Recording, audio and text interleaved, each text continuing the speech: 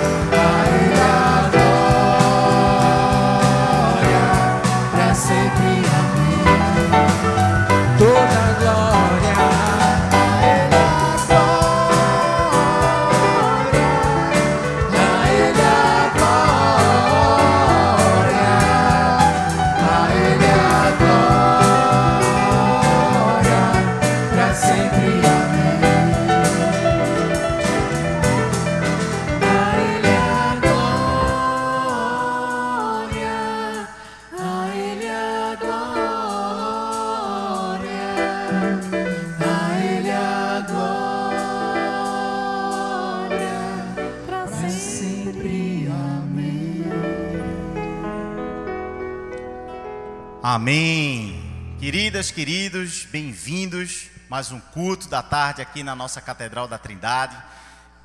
Declaramos a bênção de Deus sobre sua vida, cada um de vocês que estão em casa.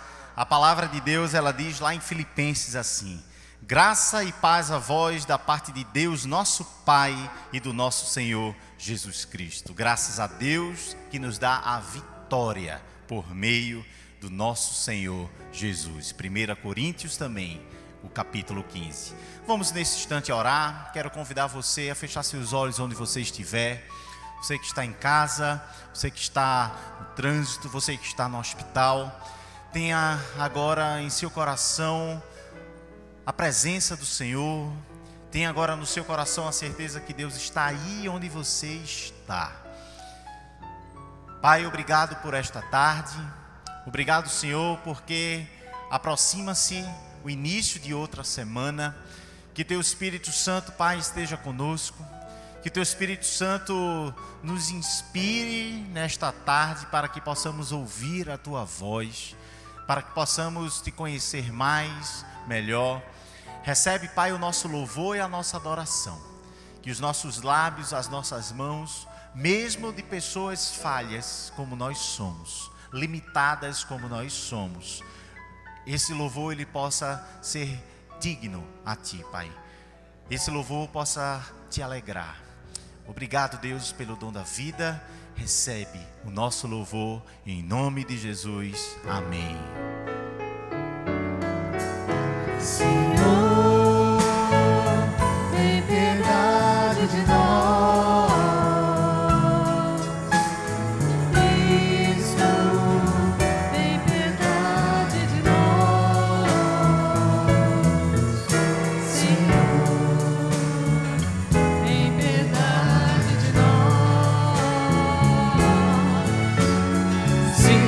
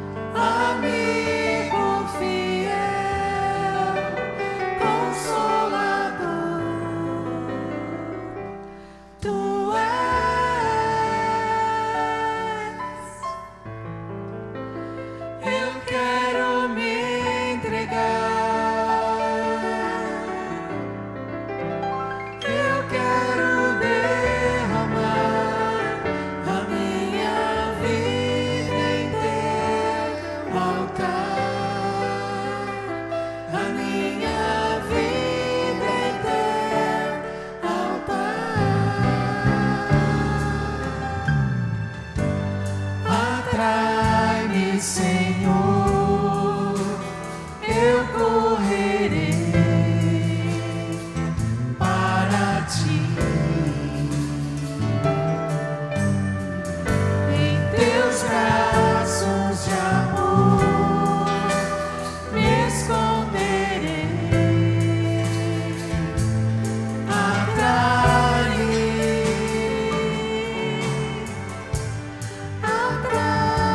Senhor, eu correrei para ti.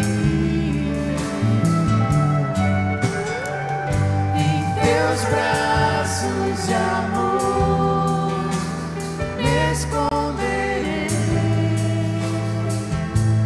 Atrai-me,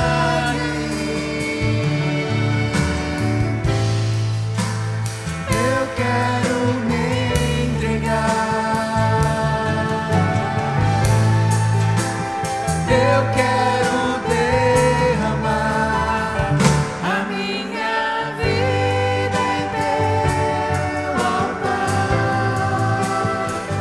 A minha vida em teu altar.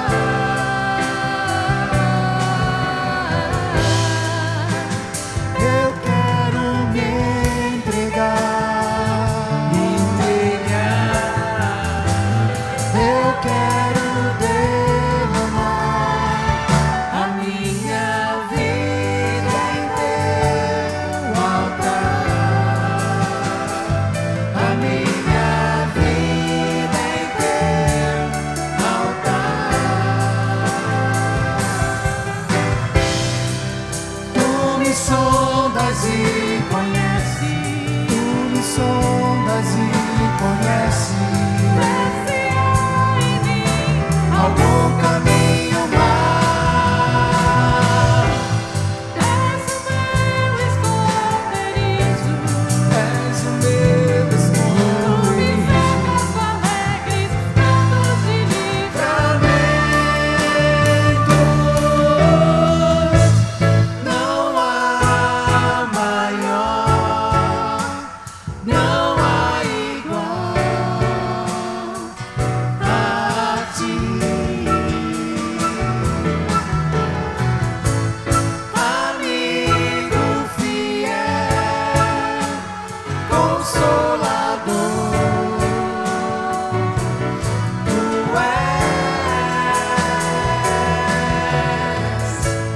Atrai-me, Senhor, eu correrei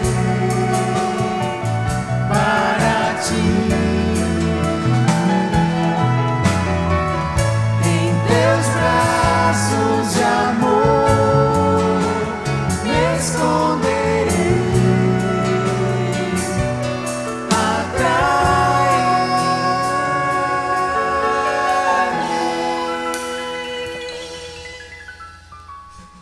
Amém. Graças a Deus. Quero convidar você agora para um tempo de confissão. Quero pedir que, se possível, você esteja agora deixando um pouco de lado quem esteja do seu lado, alguma ocupação, alguma coisa que queira roubar agora a sua concentração, e que você possa se concentrar apenas no Senhor. Eu quero ler para você o Salmo 32, um salmo que foi escrito pelo rei Davi e que fala sobre como é bem-aventurado quando nós recebemos da parte de Deus o perdão. E diz assim o Salmo 32: bem-aventurado aquele cuja iniquidade é perdoada, cujo pecado é coberto. Bem-aventurado o homem a quem o Senhor não atribui iniquidade, e em cujo espírito não há dolo. Enquanto calei os meus pecados, envelheceram os meus ossos pelos meus constantes gemidos todo o dia. Porque a tua mão pesava dia e noite sobre mim, e o meu vigor se tornou em sequidão de estio. Confessei-te o meu pecado, e a minha iniquidade não mais ocultei. disse: confessai ao Senhor as minhas transgressões, e tu perdoastes a iniquidade do meu pecado. Senhor, nós queremos te agradecer pela tua misericórdia que nos encontra a cada manhã. Tantos erros, tantos fracassos, palavras usadas de maneira irresponsável, desejos de morte que chegam e que encontram morada nos nossos corações, uma nutrição tão grande por aquilo que a carne deseja. Pecamos quando somos omissos em não dizer aquilo que precisamos, aquilo que o Senhor nos chama a dizer. São tantas falhas, até mesmo coisas que nós nem sabemos que estão desagradando o Senhor. E nós queremos confessar, porque é isso que precisamos fazer. O Senhor não requer de nós nenhum outro sacrifício, apenas um coração sincero. Um coração sincero que é necessário para alcançar o seu. Que o Senhor encontre em nós esse coração agora, Pai. Cada filho, cada filha que está diante do Senhor, colocando, Pai, apresentando diante do seu altar todas as iniquidades, todos os pecados, todos os erros. Espírito Santo de Deus, nos ajuda nisso.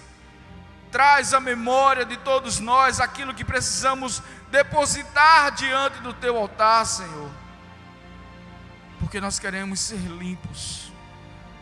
Nós queremos receber do Senhor o perdão. Queremos ser alcançados de maneira especial pela tua misericórdia nessa tarde, Pai. Faz isso, Senhor, não porque merecemos, mas mediante a tua graça, teu perdão e tua misericórdia, em nome de Jesus. Deus onipotente, nosso Pai celestial, que por sua grande misericórdia promete o perdão a todos quantos com sincero arrependimento e viva fé a Ele se convertem.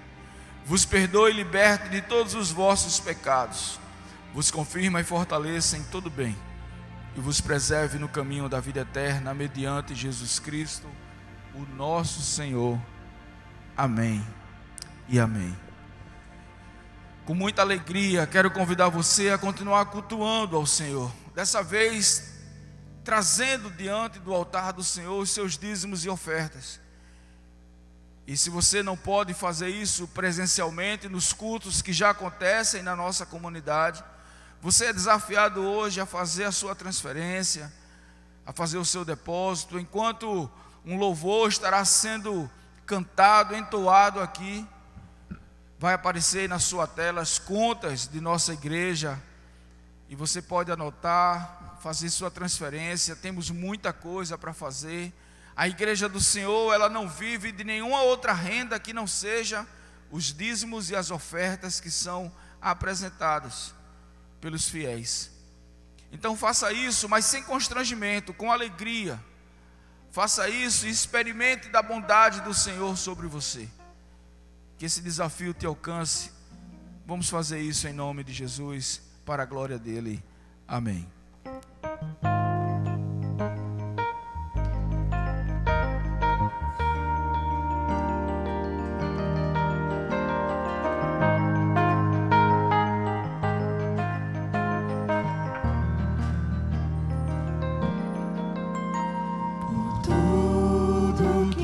Feito por tudo que vais fazer, por tuas promessas e tudo que és, eu quero te agradecer com todo o meu ser. Por tudo que tens feito, por tudo que vais fazer, tuas promessas e tudo que és, eu quero te agradecer.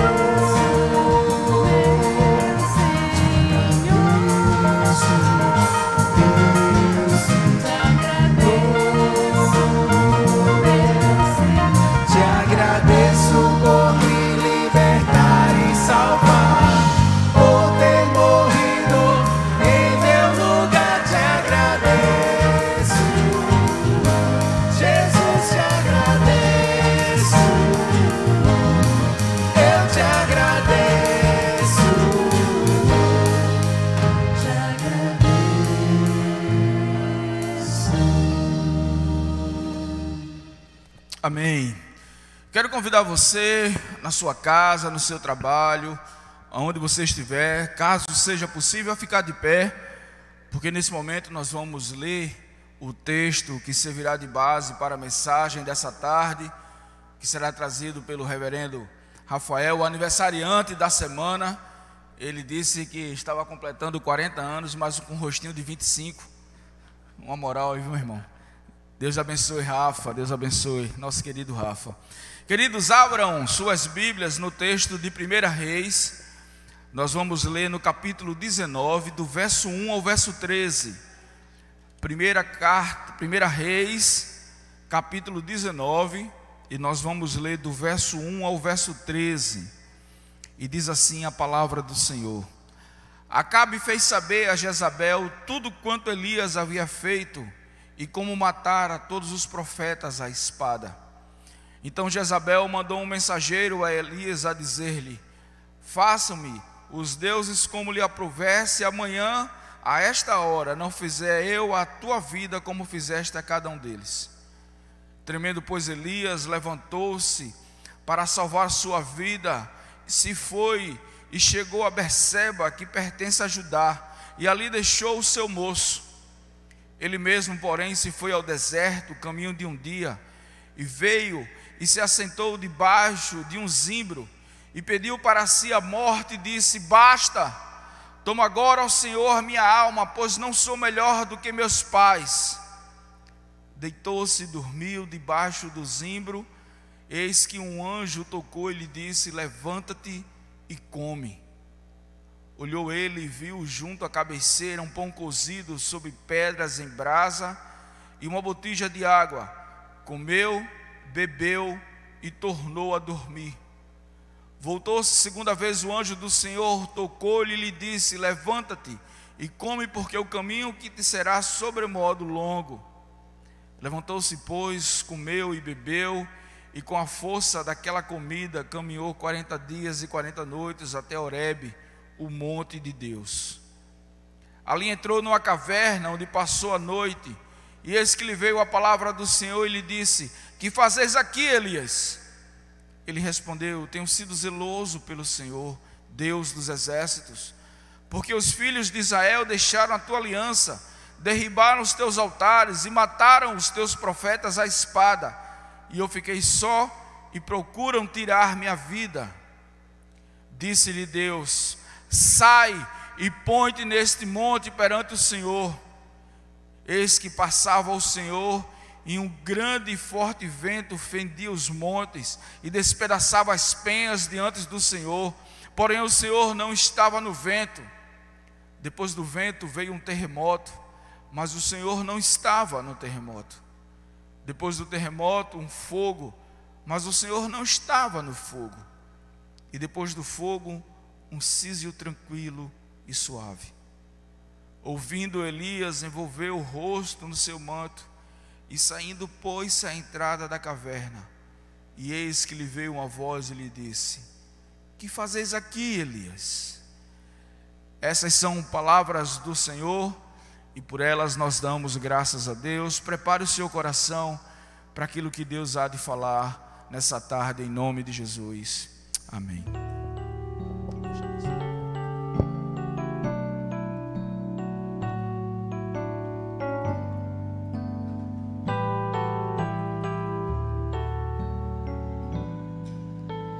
Tu és soberano sobre a terra, sobre os céus, tu és Senhor absoluto.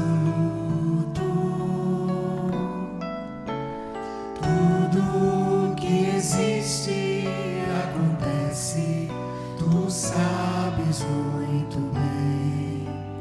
Tu és tremendo. Tu és soberano sobre a terra, sobre os céus, tu és Senhor absoluto. Tudo que existe acontece, tu sabes muito bem. Tu és tremendo.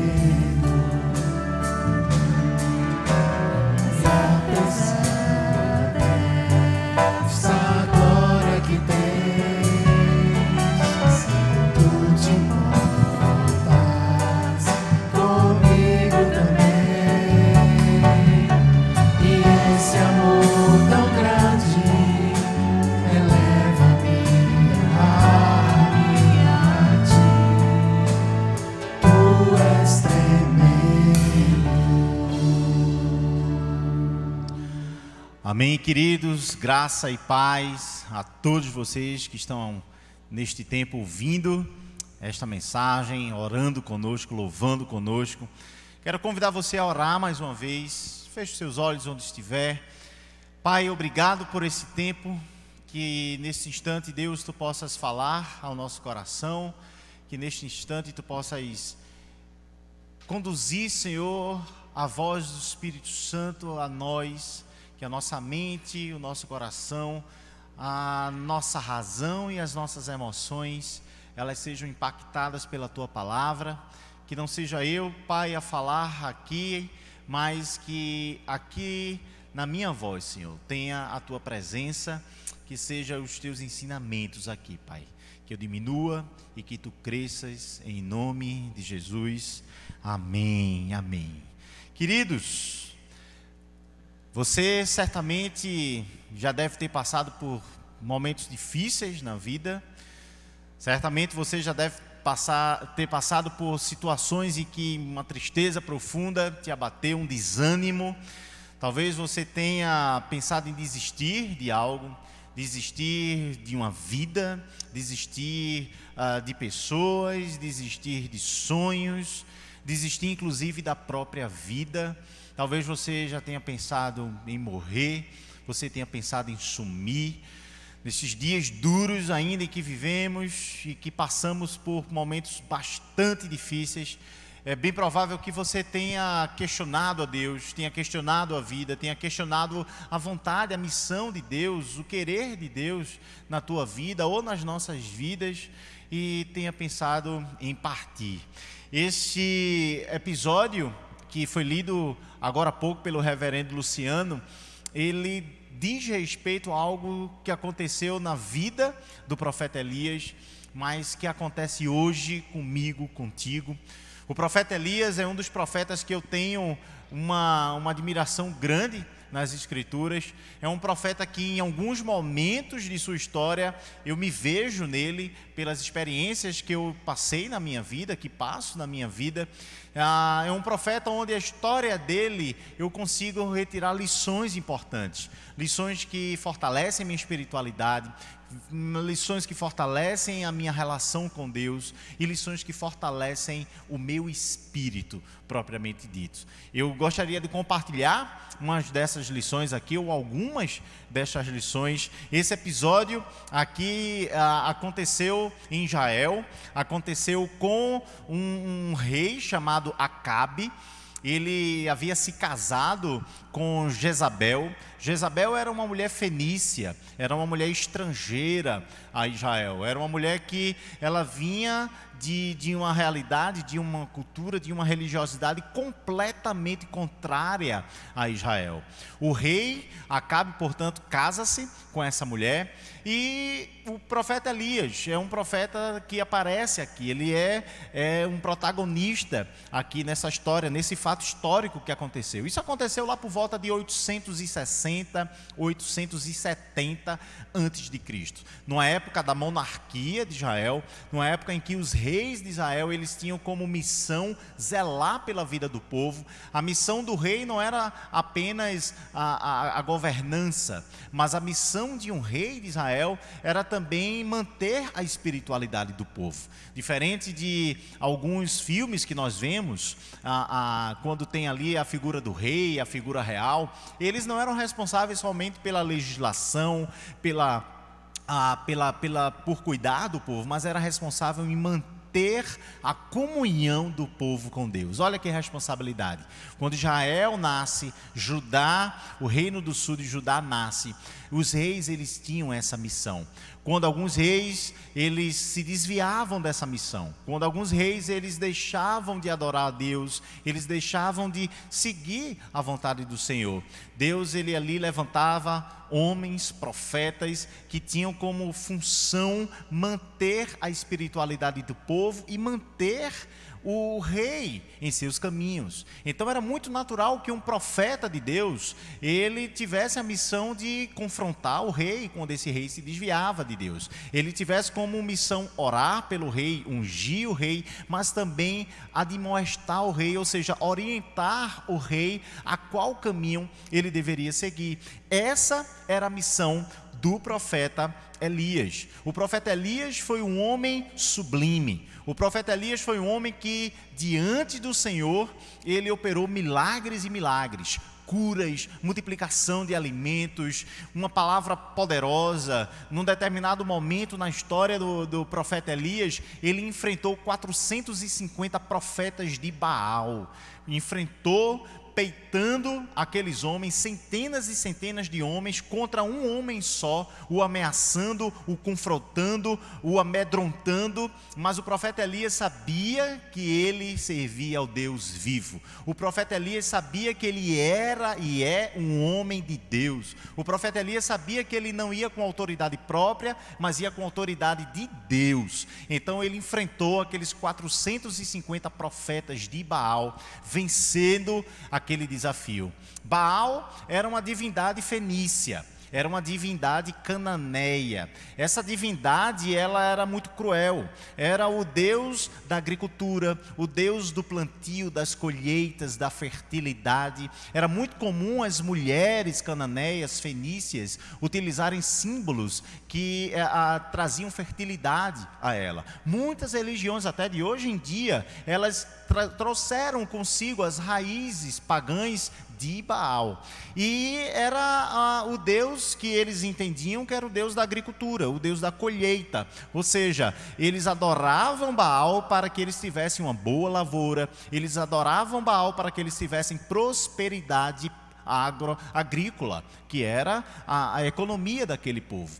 E essa divindade era uma divindade cruel, era uma divindade que os seus súditos entendiam que essa divindade pedia para si sacrifício de pessoas, sobretudo de crianças. Existiam estátuas de Moloque e de Baal que eram feitas em pedra, em metal, e aquela imagem, ela era aquecida com uma fogueira dentro dela, e ali os cananeus colocavam seus filhos, muitos recém-nascidos, nas mãos daquela imagem ou dentro da fogueira para queimarem vivos. Era uma divindade que, além disso, pedia situações de abusos sexuais, de promiscuidade e, sobretudo, de morte, sacrifício de pessoas. O preço por adorar essa divindade era altíssimo.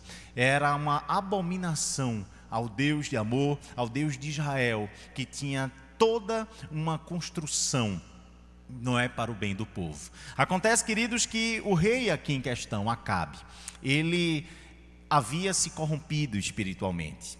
Ele não cuidava mais do povo, ele não zelava mais pelo povo, ele não ensinava o povo aos preceitos do Senhor. Ele deixou de adorar o Deus de Israel, o Deus vivo. Ele esqueceu-se de tudo que para trás ficou: Abraão, Isaque, Jacó, o rei Davi, o rei Salomão, Moisés, a lei, os salmos. Ele deixou para trás princípios, provérbios, orientações, ensinos importantes da parte de Deus, que traziam tanta prosperidade pessoal, espiritual e vida ao povo de Deus naqueles dias. Para piorar a situação, o rei Acabe, ele casou-se com Jezabel, como eu falei, esta mulher fenícia, que trouxe consigo toda essa adoração a Baal. Aconteceu, queridos, que debaixo da autoridade do rei Acabe, Israel foi se desfalecendo. Uma corrupção moral, uma corrupção ética, uma corrupção, sobretudo, espiritual, tomou conta do povo de Deus. Altares ao Senhor foram derrubados, locais de adoração a Deus, práticas de adoração a Deus foram extinguidas, e ali foram erigidos, levantados altares a profetas da Cananéia, a profetas ou melhor, a divindades cananeias, fenícias, Baal, entre elas. É nesse contexto que a história aqui foi lida. O profeta Elias, ele olha para aquela situação ele então decide confrontar não só o rei Acabe, mas a sua mulher, a sua esposa Jezabel. Ele, portanto, é ameaçado por ela, é ameaçado por tantos outros profetas de Baal, ele é ameaçado pelo próprio rei Acabe, que deveria ouvi-lo, deveria ouvir o profeta Elias, e assim o profeta Elias ele se pega numa situação, queridos, que era atípica a ele. Ele se pega com medo, ele se vê sozinho, ele se vê com medo, ele se vê amedrontado, ele olha para si e percebe que ele não tem saída, ele olha para si e vê que ele não tem mais a força, o vigor, a energia espiritual, a força espiritual que ele tinha outrora. Portanto, o profeta Elias ele toma uma decisão e a partir dessa decisão ele vai viver uma experiência sublime, ao qual podemos tirar 3 lições pelo menos aqui. O profeta Elias ele foge, ele sai de Israel, ele foge pelo deserto, ele só pede para si a morte, ele em extremo desânimo, em uma queda emocional e espiritual tremenda, ele não quer contato com ninguém, ele foge dos seus inimigos, ele pede para si que morra, que suma. Num determinado ponto das escrituras, o profeta Elias ele só faz querer dormir, dormir e dormir. Acontece que de maneira miraculosa chega um anjo e dá a ele de comer, dá a ele de beber, mas ele depois de comer, de beber, ele volta a dormir. O profeta Elias, talvez muitos o diagnosticariam como um depressivo, como uma pessoa que estava naquele momento em grande depressão. De fato, lembra muito o quadro de depressão, um quadro de ansiedade tremenda que gera uma depressão profunda, e o profeta Elias ele estava nesta situação. Não sei se você já passou por isso, não sei se você já enfrentou alguma situação na sua vida que o desânimo, o cansaço, o medo, ele foi tão forte a ponto de fazer você deixar a socialização com as pessoas, deixar de se relacionar com as pessoas, procurar estar sozinho, isolado, solitário mesmo, não numa solitude gostosa de reter ali a presença de Deus, mas numa solidão, num momento onde você está ali no escuro, onde você está ali completamente sentindo-se abandonado até pelo próprio Deus, onde você só tem força para dormir, para se lamentar, para chorar e para pedir para ir embora, pedir para morrer, pedir para sumir. Tantas razões podem acontecer na sua vida que te levam a isso. Isso já aconteceu muito na minha vida, em momentos da minha vida onde eu estava acabado, desanimado, eu estava esgotado emocionalmente e espiritualmente, onde eu me sentia tão triste, onde eu estava ali semelhante ao profeta Elias. Acontece, queridos, que não é necessariamente uma depressão que pode ter acontecido com o profeta Elias. Ou ele pode ter se deprimido sim, ou ele pode sim estar naquele estado de tristeza profunda, mas isso tem uma origem. A origem de uma depressão clássica, diagnosticada, podem ser bem variadas. Mas eu quero trazer aqui um ponto, que é o ponto do profeta Elias, que pode caber na tua vida e na minha vida. O profeta Elias, ele tinha uma razão, houve um gatilho para que pudesse deflagrar nele tal tristeza, tal desânimo, tal queda das suas emoções, do seu espírito, um abatimento na alma. O que acontecia ali com o profeta Elias é que ele estava passando por uma amnésia espiritual. O profeta Elias, num dado momento da sua vida, ele esqueceu-se quem ele era, ele esqueceu-se quem Deus era, ele esqueceu-se da sua história com Deus, ele esqueceu-se daquilo que Deus construiu na vida dele no passado até aquele momento, ele esqueceu do que Deus fez através da vida dele de miraculoso no passado e ainda naqueles dias. O profeta Elias, ele não se lembrava. O profeta Elias, ele passou por um momento de tristeza profunda, e aquela tristeza parece que o cegou, o deixou surdo, o fez com que ele não enxergasse mais quem ele era.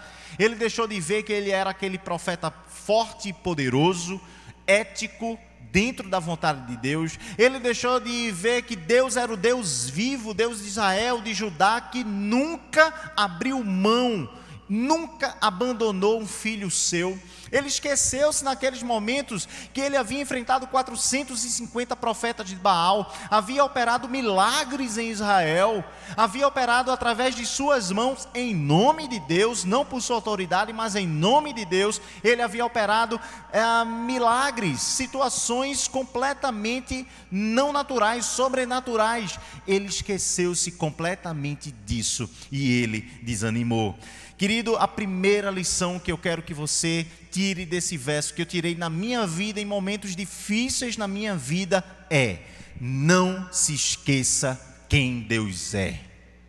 Não se esqueça quem você é diante de Deus.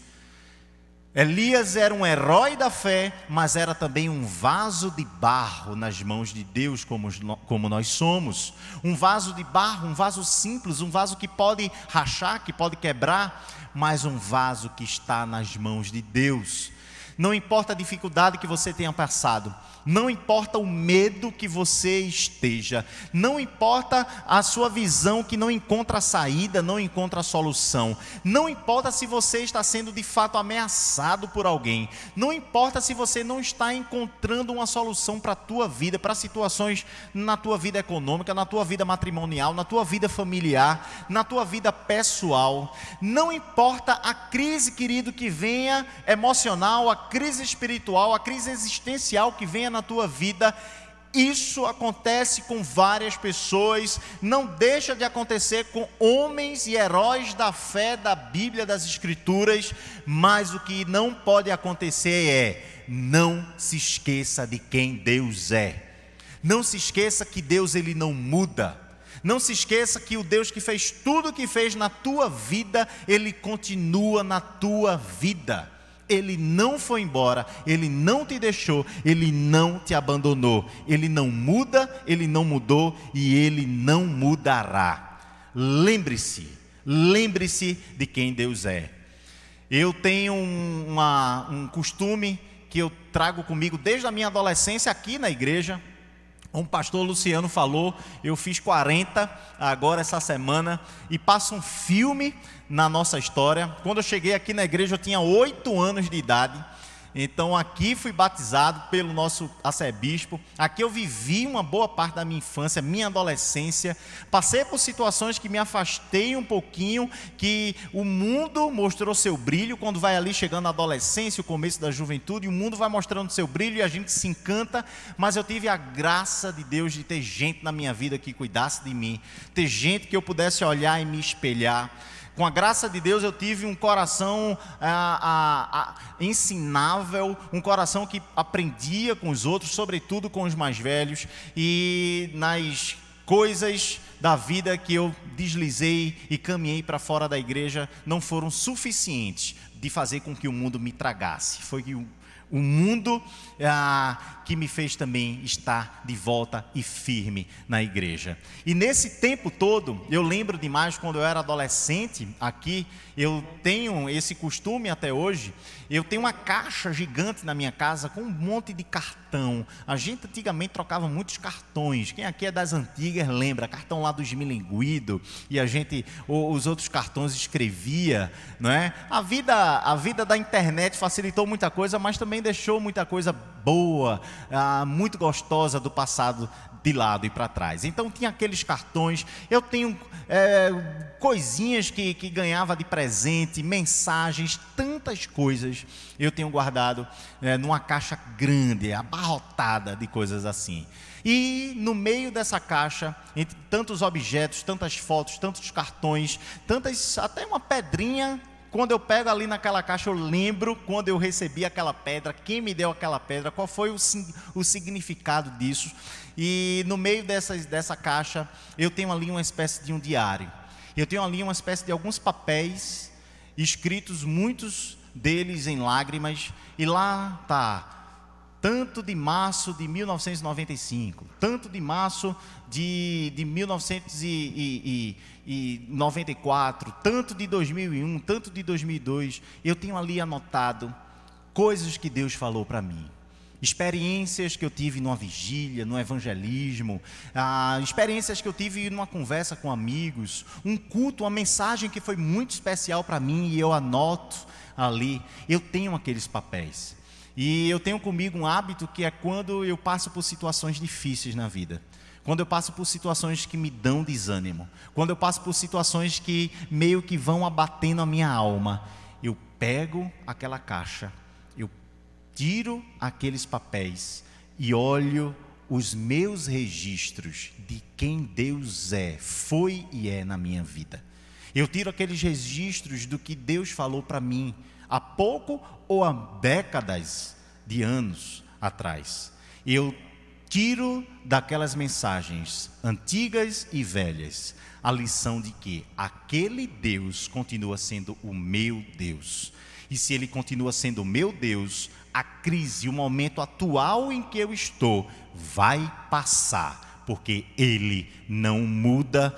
Glórias ao seu nome. Essa é a primeira lição, queridos, que nós aprendemos com Elias. Deus não muda. Não se esqueça de quem Ele é. E também, olhe para mim, não se esqueça quem você é diante de Deus. A segunda lição que nós aprendemos aqui com o profeta Elias é que naquele momento de tristeza profunda dele, ele vai e foge para uma caverna. Ele anda quilômetros, ele anda durante muitos dias, e ele vai se esconder numa caverna. E naquela caverna, ele está ali sozinho, ele acha que está solitário, ele acha que vai talvez morrer naquela caverna. Isso o texto não fala, mas seria provável. Ele estava com fome, ele estava com sede, ele estava deprimido, ele estava triste, ele não acreditava mais em nada, ele achava que tudo estava perdido. Ele vaga pelo deserto, chega a uma caverna, se enfia ali. Parece que ele estava dizendo: olha, isso aqui vai ser o meu túmulo. Eu vou sumir da humanidade, eu vou sumir de Israel e eu vou morrer aqui neste lugar. É nesse momento que Elias, ele escuta um vento impetuoso. A Bíblia diz que esse vento era tão forte, tão impetuoso, que ele fazia tremer, ele fendia as rochas. Um vento forte, um vento que soprava com vigor. E ele ficou atento àquele vento. E ele não sentiu a presença de Deus naquele vento. E então ele disse: Deus não estava ali. Logo depois vem um terremoto. Um terremoto sacode. Certamente, observando a geografia daquele lugar, Elias estava numa caverna em algum monte. É muito provável isso, as escrituras falam sobre isso. Então ali um terremoto sacudia aquela terra, um terremoto sacudia aquele monte. Certamente pedras rolaram, certamente o barulho foi muito forte, muito intenso. O tremor dos alicerces da caverna de Elias talvez tenham fazido tremer o seu coração, tremer o seu espírito, abalar o seu espírito. Mas Elias, ele percebeu aquilo, e a Bíblia diz: Deus não estava naquele terremoto. Logo depois veio um fogo. Olha, você vê um fogo, isso é algo miraculoso, isso é algo sobrenatural. O fogo estava ali presente, e mais uma vez as escrituras dizem: Deus não estava naquele fogo. E depois vem um cicio, suave e tranquilo. Cicio é aquele silêncio que só é quebrado pelo som de uma brisa. Você já deve ter percebido isso. Talvez nos seus momentos de tristeza, de desânimo, você tenha buscado silêncio. E por fazer silêncio, você passou a ouvir aquilo que era inaudível em tempos normais da sua vida. Você já deve ter procurado um campo, uma praia, um lugar solitário, um parque. E às vezes o silêncio que você faz é tamanho, que você escuta as folhas mexendo, que você escuta o vento soprar ali de maneira muito sublime, muito suave, em folhas, em gravetos que estão no chão. Esse é o cicio, suave e tranquilo. E Elias, ele diz: Deus está aqui. Logo depois disso, vem uma frase, e o Deus vivo diz a Elias: Elias, o que fazes aqui? Olha, queridos, uma dupla lição que a gente aprende aqui nesta segunda lição é: muitas vezes, meus irmãos, nós achamos que Deus está no barulho, achamos que Deus está no fogo, no terremoto, no vento. Nós colocamos Deus dentro de uma caixinha e achamos que Ele vive e faz do jeito que nós achamos que deve ser. E a primeira lição é: Deus, Ele faz do jeito que Ele quer. Muitas vezes a gente diz: eu preciso de uma bênção, eu preciso melhorar com Deus, eu vou procurar aquela vigília do fogo, eu vou procurar aquele lugar, eu vou procurar estar no movimento, eu vou procurar estar no ministério, eu vou procurar isso, eu vou procurar aquilo outro. Isso é bom? Sim, não me entenda mal, mas às vezes é isso que a gente aprende com Elias: Deus está onde a gente não acha que Ele esteja. Deus, Ele se mostrou para os apóstolos em Pentecostes com línguas de fogo e com terremoto, e Deus estava ali. Deus, Ele faz do jeito que Ele quer. Deus se revelou a João, o apóstolo João, na ilha de Patmos, para ele escrever o livro de Apocalipse, e veio com um brilho impetuoso, e veio com tanta novidade sobrenatural, e Deus estava ali. Deus, Ele mostrou-se para o apóstolo Paulo, para Saulo de Tarso, numa luz que o cegou momentaneamente. Jesus estava ali naquele lugar. Pedro teve uma conversa mansa com Jesus Cristo numa fogueira na beira do mar da Galileia. E Elias, ele encontrou Deus, o Deus vivo, num barulhinho suave de um vento. Eu quero te dizer que Deus, Ele faz do modo dEle. Eu quero te dizer que muitas vezes o que você precisa fazer para você voltar a enxergar Deus na tua vida, o que você precisa fazer para voltar a você se enxergar como um filho, uma filha de Deus na tua vida, é você fazer aquele silêncio que você nunca faz na tua semana abarrotada de coisas. Às vezes, querido, querida, eu vou repetir: Deus está no silêncio que você teima em nunca fazer. Você se envolve com trabalho, você se envolve com estudo, você se envolve com as pessoas, você se envolve até com os ministérios da igreja freneticamente. Você busca a voz de Deus, mas se envolve com tanta gente, com tanta coisa. Você acha que Deus está de um jeito, quando Deus somente quer que você diga assim: fica em silêncio, ora a mim, busca no silêncio a minha presença.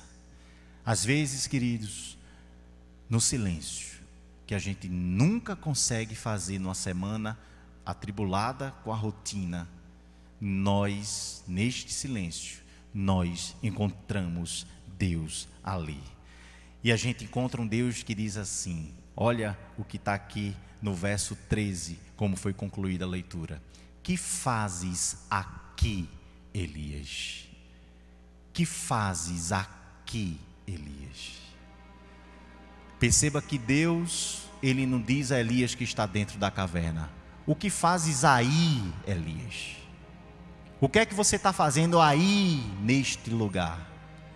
Mas a palavra de Deus é: o que fazes aqui, Elias? Sabe o que isso significa?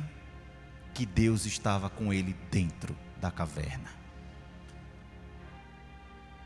Deus, queridos, não está longe de você, sobretudo nos tempos difíceis, sobretudo no desânimo. Quem muda não é Deus, queridos, somos nós. Quem muda é o nosso coração, que por estar cheio do pecado deixa de crer, deixa de enxergar com os olhos da fé.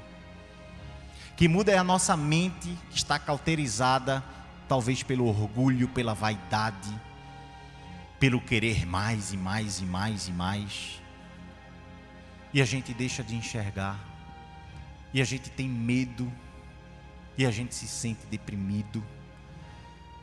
Quando a gente se desligar, meu irmão, minha irmã, desse mundo, quando a gente se desligar das coisas desse mundo, quando que a televisão, a internet diz aí, para a gente ter, para a gente ser, quando a gente estiver vacinado contra esse sistema, a gente não vai mais encontrar tristeza profunda por aquilo que a gente não tem. Porque a gente diz assim: a tua graça, Deus, me basta, como nós cantamos. Porque nós dizemos assim: Deus, eu sei que tu estás comigo. Estou perdendo essa luta para a doença, para o câncer. Eu sei, Deus, que tu estás comigo. A minha situação conjugal não está bem. Senhor, eu sei que tu estás comigo. A minha situação financeira lá na empresa está complicada. Deus, eu sei que tu estás comigo. Eu posso ficar triste, sim. Eu posso ficar cabisbaixo, sim. Ficar triste é um direito do ser humano e do cristão também, querido. Chorar. Desistir mesmo que momentaneamente, mas logo depois a gente tem que lembrar: eu sei quem Deus é, eu sei quem eu sou. Primeira lição. Segunda lição: eu não estou sozinho aqui nessa caverna, Deus está comigo. Ele fala do jeito que Ele quer, e é no silêncio que Ele pode falar comigo também. É no silêncio que Ele pode mostrar-se para mim. E a última lição que nós aprendemos, ela não foi lida, mas está lá no verso 18, e eu vou dizer a vocês. Diz assim: disse-lhe o Senhor, disse-lhe a Elias o Senhor: também conservei em Israel 7.000 pessoas, todos os joelhos que não se dobraram a Baal, e toda boca que não o beijou. Depois de mostrar que Deus estava com Elias, Deus ele traz uma boa nova para Elias. Elias, sai da caverna, volta para Israel, e lá você vai encontrar 7.000 pessoas que, assim como você, não se curvaram a Baal. A lição aí: Elias, Paulo, Antônio, Natália, Amanda, Raul, você não está sozinho. Você acha que está sozinho, mas você não está sozinho. Você acha que você não pode, mas a palavra de Deus diz que tudo posso naquele que me fortalece, tudo posso passar, toda dificuldade eu posso passar, porque eu sei quem é que me fortalece. Você não está sozinho. Que essa experiência de Elias, que essa história de Elias, querido, querida, encontre lugar no teu coração nesta tarde, encontre lugar na tua mente, que você racionalmente compreenda isso, que teu coração emocionalmente aceite e se abra para isso, que teu espírito vibre com isso. Não se esqueça quem Deus é, não se esqueça quem você é. Levante-se da caverna em que você está. Deus está aí com você e é Ele que vai conduzir de volta ao caminho que você veio. E nunca se esqueça, você não está sozinho, tem 7.000 do teu lado, orando por você, amando você, cuidando de você, aberto para estar com você. Que Deus te abençoe, em nome de Jesus, que Deus te dê vida, que Deus te dê fôlego, que Deus te dê a alegria de levantar-se de onde você está e, como Elias fez, voltar para Israel, com o peito aberto, com um sorriso no rosto e com a certeza que Deus é contigo. Deus te abençoe, em nome de Jesus. Quando a gente não esquece o que passou e não sente forças pra recomeçar e reclama com o próprio coração, não dá tempo dele se recuperar. Bate um desespero com a agonia de uma coisa que se acaba de perder, e perdemos quase sempre as esperanças de voltar a ter vontade de viver. Mas existe alguém guardando a tua vida, preparando um novo ano pra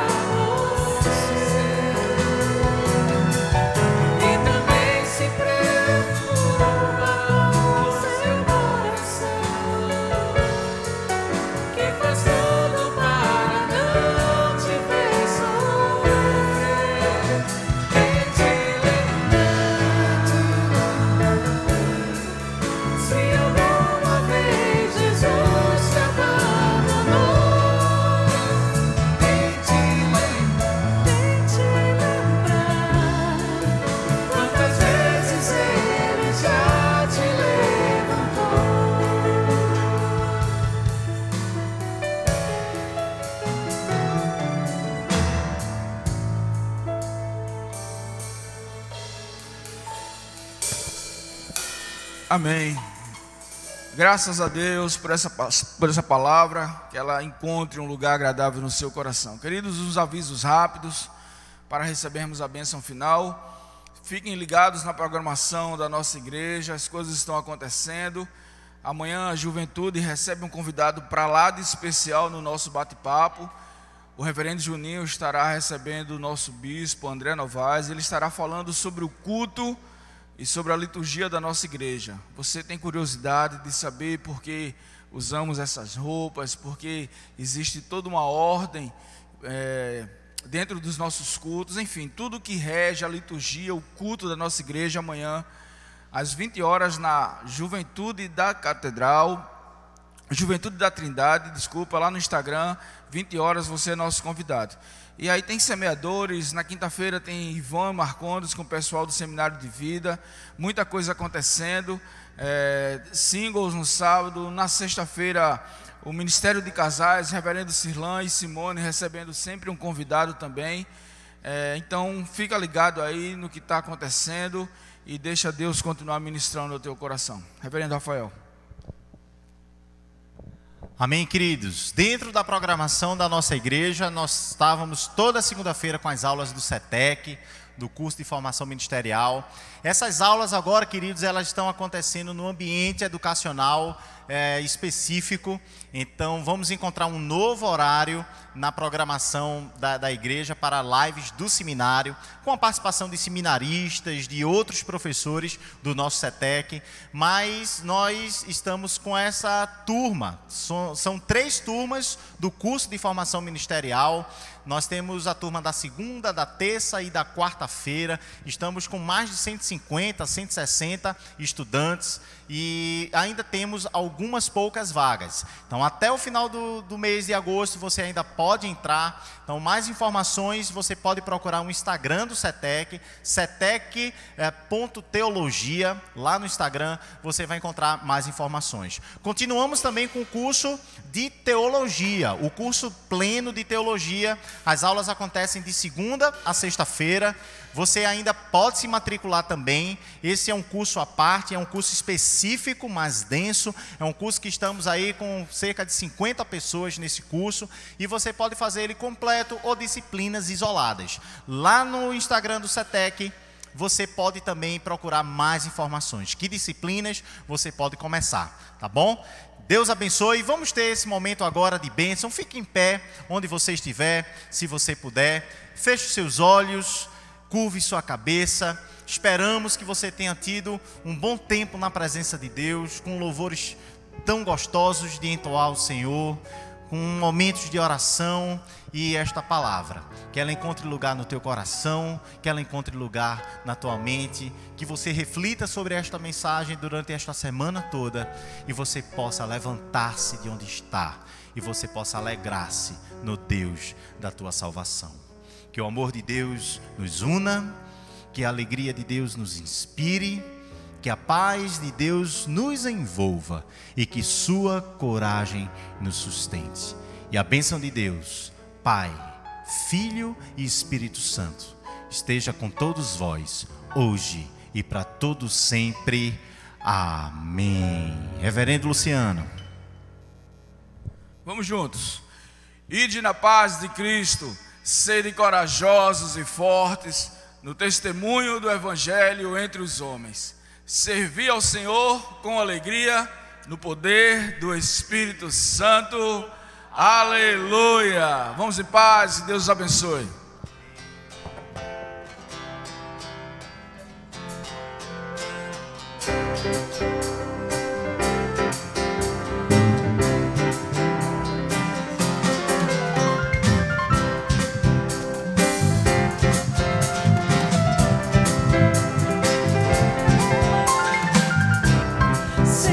Cheios nossos lares de alegria e canção, que esse povo a ti se entregue em amor e oração.